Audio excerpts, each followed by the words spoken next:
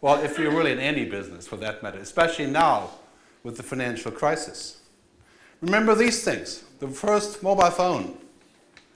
Right? You could kill somebody with a mobile phone. I have one of those. My friend says, what are you doing this for? Who wants to talk to people all the time? Now today you can make a phone call on Mount Everest and call your grandmother. How long did that take? 7 years. Right? This sounds like Star Trek 10 years ago. Now you can call in India 1 rupee, that's 1/10 of a euro cent, a phone call in India. The cheapest phone call in the world. Skype is now the second largest phone company in the world right after China Mobile. Any Skype users here? I'm sure. Must be Skype users, yes. So that's how quick things change. 3.3 billion people connected to the mobile phone, and that used to mean talking, but today the mobile phone means internet. The very first English word that people will find out in Indonesia or India is Google. They will be connected to the mobile phone, and they will be broadcasting things to each other. Sending stuff, uploading stuff, downloading stuff. Kevin Kelly, who was a great writer at Wired, he has this image which basically says when we are connected, we start to copy.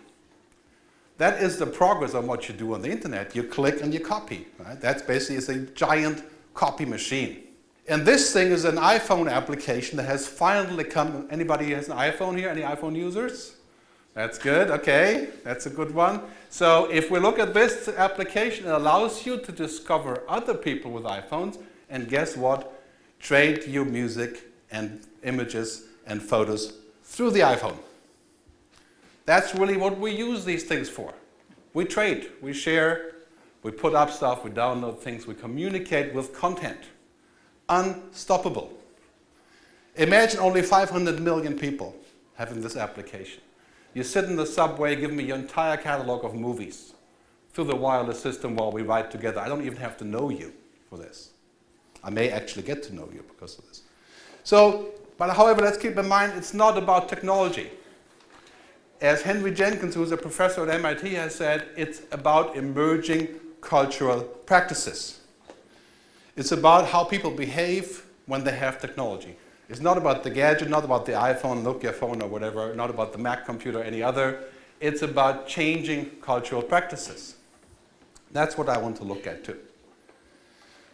So what we're heading into now is broadband culture.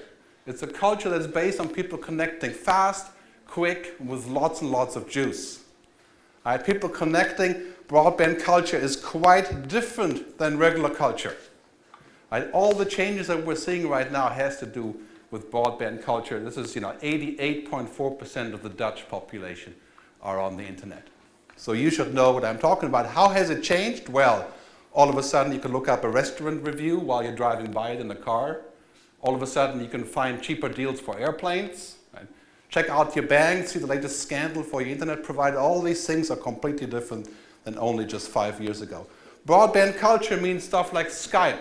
Free phone calls, means stuff like Twitter, 422% of traffic growth since last year. It means stuff like Kite, where you can record and broadcast yourself to the world. Oh My News, the biggest Korean news site, is entirely written by the users. No professional writers, no staff. The biggest Korean site. Looped, where you can see people around yourself and ping them as you're going out for town in the evening, or of course the readers, the e-book readers. Just a few days ago, Flickr, anybody know Flickr, I hope, sharing photos, 3 billion photos on Flickr. That's almost a half of the world's population. 6.5 million new images per day on Flickr. So you can ask yourself, who are those people? Who are these fools spending so much time on this? Wasting time on Flickr, Facebook, Twitter, MySpace, you have it, right? I'll try to explain a little bit later. And now, for the first time ever, peer-to-peer, which is file sharing over Kazaa or ex-Kazaa, LimeWire and so on, or BitTorrent, is now actually less as the top driver of the internet traffic, which is now entertainment, streaming, videos. That's actually more traffic now for the first time than downloading of music and other things on the web, which is quite interesting. So broadband culture. In this world, one thing is for sure, you are not going to learn how to swim if you don't get wet. So if you're looking at the future of broadcasting, if you're not on a social network, if you're not blogging, if you're not actually checking out iPhone apps or whatever, you're not going to get wet. That doesn't work. Right? You can't talk about theory. Right? You have to get in there with people, actually find out what they're doing rather than talk about it. And what happens?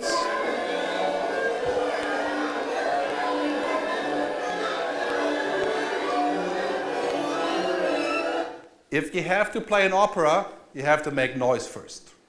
You have to tune up. Right? It takes people sitting down, tuning up. It takes a conductor. It takes a score, sometimes, maybe. Right? It takes people making noise. And right now, we're on the noise-making part. You cannot play a song without making noise.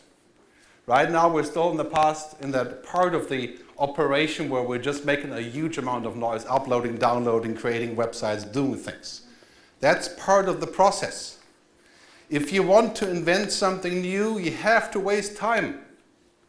So I propose to you, like Google, the Google rule, 10% of your time, waste it. Right? Waste it on new things. That is the Google mantra, right? That's what people say that work at Google. 10% is for experimenting. That's why Google is inventing over 1,500 new projects a year. All the cool stuff that we get to use later for free. That's part of the time wasting.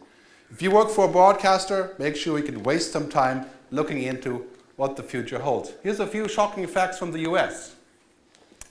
In terms of listening to radio or watching television, if you're looking at some of those numbers in radio, for example, in 2002, 14% said it was the least essential to listen to radio, and now 18% say the same thing. Has increased. In terms of being the most important, radio has decreased from 26 to 17%. These numbers are not totally catastrophic, but they point out an interesting trend. For television, 39% have dropped to 36% in terms of it being most essential. And that trend is worse this year, in 2008.